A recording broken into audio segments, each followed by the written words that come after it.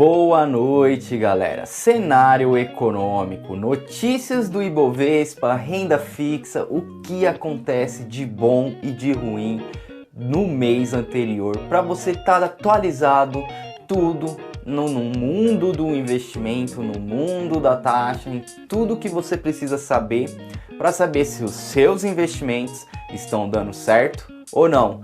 Tudo isso depois da nossa vinheta. Mas antes de começar o vídeo, você ficar atualizado, eu mereço o seu like, eu mereço a sua inscrição e você poderia me ajudar, ou melhor, você pode me ajudar compartilhando com o máximo de pessoas para que ela venha assistir o nosso canal e também ficar atualizado igual a você. Então já vai sentando o dedinho aí no joinha, vai sentando o dedo no inscrever que fica aqui do lado e compartilhe com toda a sua rede social. Agora bora pra vinheta.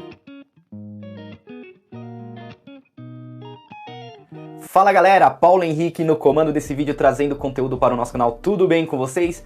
Galera, mais um vídeo falando das notícias que aconteceram no mês anterior. Lembrando que quando eu falar de algum ativo, quando eu falar de alguma taxa, isso não é recomendação de compra, isso não é recomendação de investimento, para que você não tenha nenhum problema no futuro e venha me culpar. É só um vídeo para te atualizar o que aconteceu no mês de julho e para você saber se algum dos seus investimentos, seja renda variável, seja criptomoeda, seja renda fixa, está indo bem ou está indo de perna abaixo. Então, para atualizar vocês, no mês de julho, a gente teve a reunião do Copom, onde ele levou um pouquinho mais a taxa da Selic. Então a taxa da Selic subiu mais um pouco. Acredita um especialista que isso possa parar agora de subir durante essa próxima reunião que vai ter do Copom daqui 45 dias.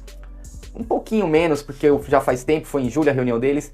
Acredito que mais 2 reuniões eles não aumentem a taxa, assim diz especialista, mas a gente não sabe, estamos vivendo em um momento incerto. E tivemos o primeiro mês aí de deflação, sim, a inflação deu uma segurada com esse aumento louco da taxa Selic, a nossa inflação deu uma controlada e ficou no negativo. Durante esse vídeo você vai saber o quanto ela ficou negativa. Mas vamos falar aí um pouco mais do que está acontecendo, vamos falar o que aconteceu no mês de julho, começando com os nossos índices, o índice do Brasil. Falando da Selic, ela fechou o mês agora aí em 13,75. Copom elevou a Selic em 0,5, com isso ela fica em 13,75, que é uma taxa muito alta. A gente está falando de 1,2% ao mês, 1,1% ao mês, que isso é muito bom de retorno. Não estou considerando a inflação, estou considerando só o retorno simples do que está acontecendo com a renda fixa. Como eu disse, com a nossa deflação, falando do IPCA, no mês de julho ele fechou aí em menos 0,68%, fontes do IBGE, e agora ele acumula no ano aí no ano de 2022, 4,77%. Não fazia tempo aí que a gente não via aí uma deflação no nosso país, principalmente depois da pandemia. Então a gente está tendo aí, os preços ainda continuam sim altos. A gente vai no mercado, é terrível. Todo mundo que você para conversar, falar de supermercado, todo mundo fala, eu entro com dinheiro na mão e saio com uma sacolinha arrasada. Tá muito difícil comprar as coisas, mas com o aumento dessa taxa já tá surgindo aí um pouquinho de deflação no nosso país. Vamos ver até onde isso vai acontecer. Mas só para você ter uma noção, nos últimos 12 meses, falando de inflação, a gente tá com uma inflação de 10,7%, que é muito alta para o nosso país. Falar 10,7% nos últimos 12 meses, Paulo, mas as coisas que eu compro não subiu 10%. Eu fiz um vídeo falando do IPCA, como é feita aí a junção do IPCA, então ele pega vários produtos, vê o seu aumento de mês em mês e depois ele faz aí uma média. Então teve produto que subiu muito, mas teve produto que acabou não subindo, acabou ficando no negativo. Custava 10 e caiu para 5. Então ele acaba derrubando, mas não é um produto que sai muito dentro do supermercado, dentro de qualquer outro tipo de consumo. Então ele acaba segurando um pouco a inflação. Mas aquilo que a gente mais consome, como arroz, café, leite, outras coisas que a gente precisa no nosso dia a dia, acabou subindo muito. Falando da nossa taxa de desemprego, a nossa taxa de desemprego caiu para 9,8% segundo fontes do IBGE, e com isso a gente tem um pouco, aproximadamente 11 milhões de pessoas ainda desempregadas que precisam arrumar o seu emprego aí. Então, continua caindo a taxa de desemprego mesmo nesse cenário conturbado que a gente vive. Se a Selic tivesse ali nos 2%, eu acho que essa taxa estaria um pouco mais baixa.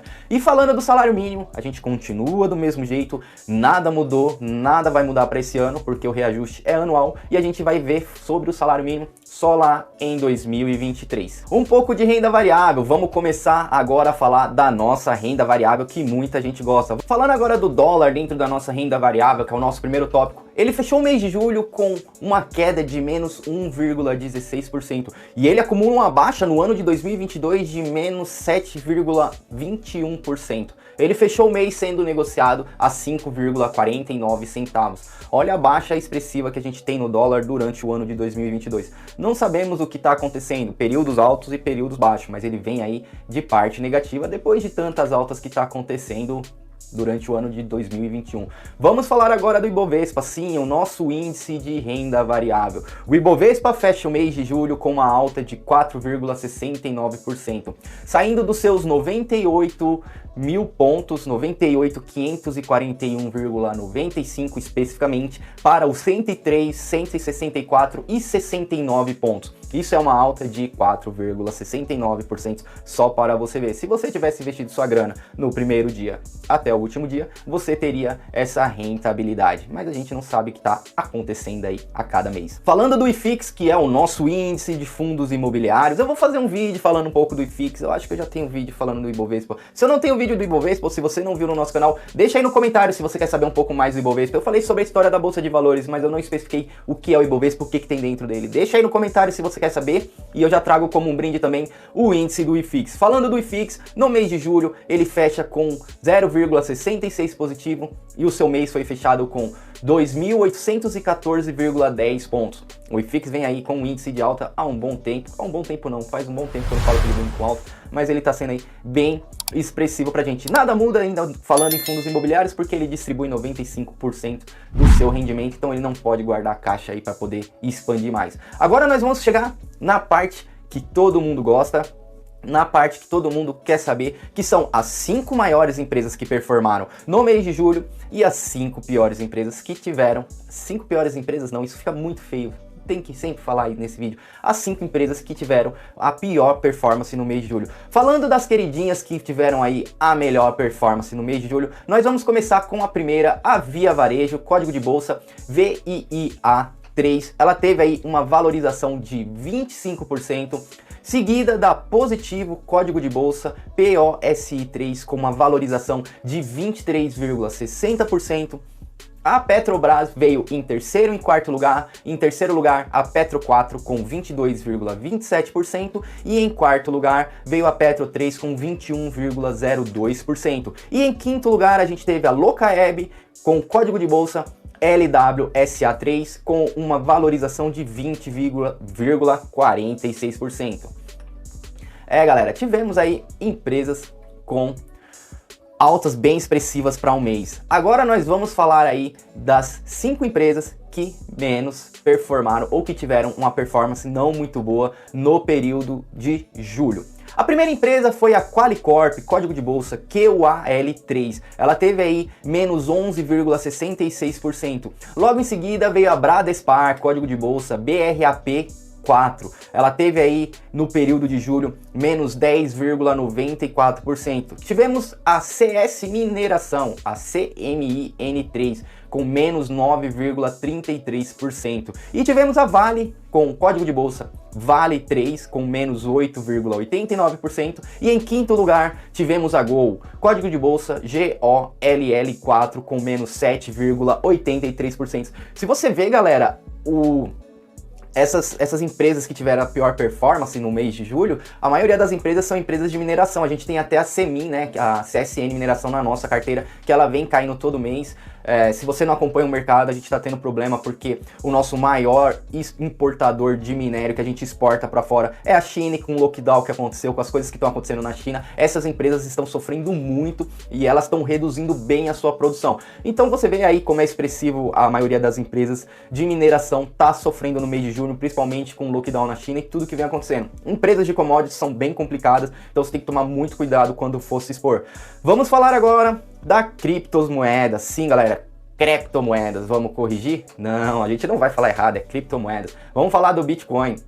O Bitcoin fechou julho aí com uma alta de 19%, mas as perdas que ele está tendo no ano são tão grandes que ela quase não está sendo referenciada com essa alta. O Bitcoin foi negociado no último dia de julho no valor de 23.167,55 cents de dólar. Para você ter um Bitcoin, você precisa desembolsar 23 mil dólares. É muito alto ainda, mas ele já está recuperando. Para você que investiu a 40 mil dólares, você vai ter que minerar muito ainda para chegar naquele preço médio que você tá. Mas ele vem crescendo, mas ele vai crescer. Criptomoeda é aquelas volatilidades que a gente sempre tem. Não vou trazer para vocês quais são as criptomoedas promissoras para um mês aí consequente do ano, porque nos nossos outros vídeos, se você não viu, pode voltar, tanto do de julho, de junho, de maio, quantos outros, eu falava quais são as criptomoedas que são promissoras. E praticamente está no mesmo pool de criptomoeda, onde tem Chainlink, onde tem Mana, onde tinha até a Terra Luna até pouco tempo, onde tem o Bitcoin, onde tem Solana, Ethereum,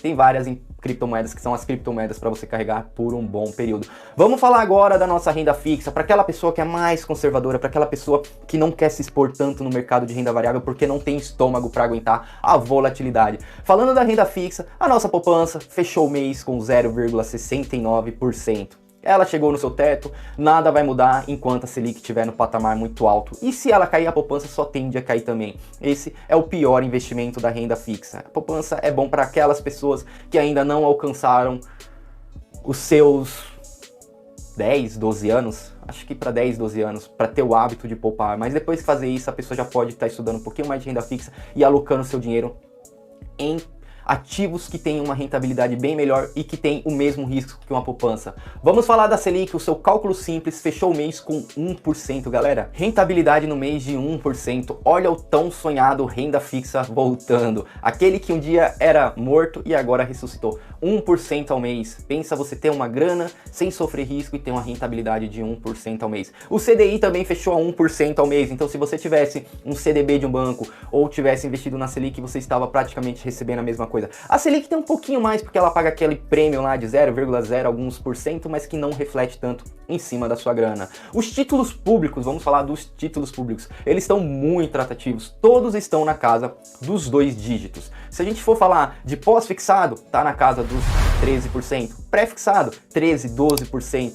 Atrelado à inflação, a gente tem títulos que estão chegando até 18%. Se você capinar dentro do mercado, dentro dos bancos, dentro da plataforma, você vai encontrar com 18%. Porém, tem que tomar cuidado. Já são títulos que são CDBs, que são atrelados aí com o IPCA. Então você tem que tomar um pouquinho mais de cuidado. Agora vamos falar da nossa carteirinha, a carteirinha dos pequeninos. A nossa carteirinha fechou o mês de julho, ó, no positivo, 3,92%. A nossa carteirinha vem aí positivo, negativo, num cenário conturbado que a gente vive. A rentabilidade do nosso portfólio atual agora está em menos 10,35%. A gente está melhorando a nossa rentabilidade. Não é o nosso foco trazer aqui ilusão que você vai ganhar dinheiro, que é fácil. Rentabilidade negativa. Estamos num momento ótimo de investimento, mas é um momento que as coisas estão caindo bem e estão subindo muito pouco. A única coisa que sobe bem rápido são os preços dos alimentos, mas os preços dos ativos estão indo bem pouco. E pensando no longo prazo, a gente está tendo ótimas oportunidades dentro da bolsa de valores, dentro da renda fixa, para que no longo prazo a gente continue engordando aí o nosso portfólio e o nosso patrimônio.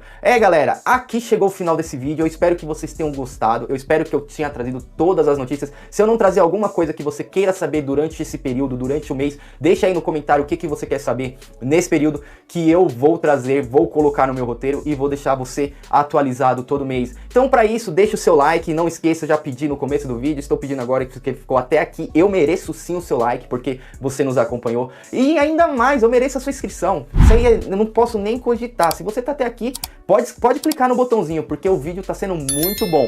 E você tem que compartilhar, isso aí é essencial, porque você está até aqui e o vídeo foi muito útil para você. É isso, galera. Eu espero que tenha gostado. A gente se vê aí no próximo mês no Giro de Notícias Pequeninos. Mais uma vez, muito obrigado e a gente se vê no próximo vídeo.